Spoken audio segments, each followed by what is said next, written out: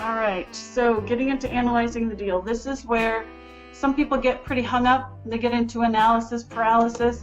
You want to analyze enough that you're safe in the deal, but not so much that you never pull the trigger. So the A.R.V is the first thing that you need to know, really.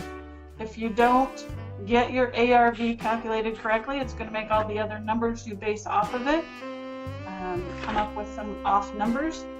So the best ways that you can get your A.R.V are to get your real estate agents to pull comps, your sales, the recent comparable sales in the neighborhood. The closer to the house, the better. The more similar to the house, the better. Sometimes they have the luxury of a lot to choose from, and sometimes they don't.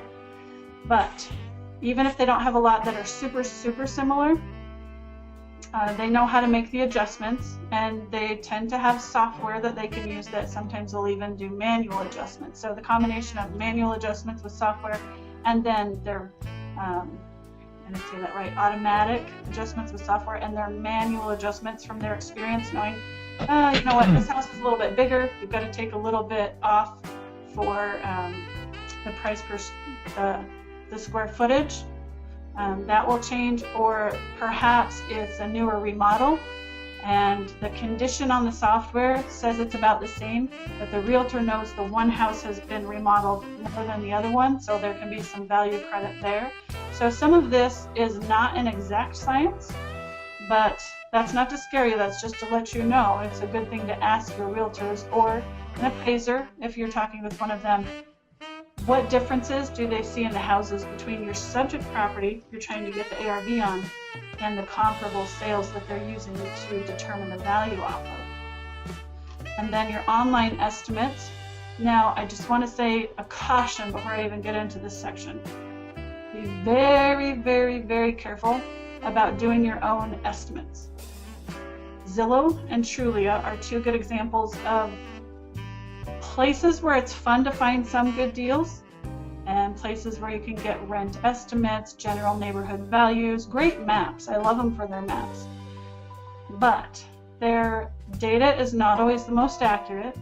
It's not always even up to date, where in comparison on the MLS, everything is required to be up to date and numbers put in accurately. It's very regulated, it's very watched over, and the realtors get fined if they do anything funny in there or inaccurate. So they're held to a higher standard of information being correct and up to date.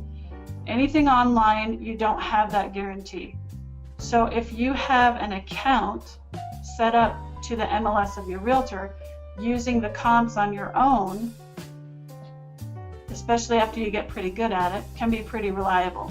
Until you get very good at it, I would still really recommend that you have your realtor do the CMA for you, the comparative market analysis, so that they can tell you what that house is going to be worth. But for you guys, as far as learning, practicing, all of that, online estimates are easy to access, and they can be a pretty quick, what we call a down and dirty. Just get a down and dirty number to get started and see if it's even in the ballpark. If you like the deal and it looks pretty good, definitely talk with your realtors to figure out what the after repair value is going to be.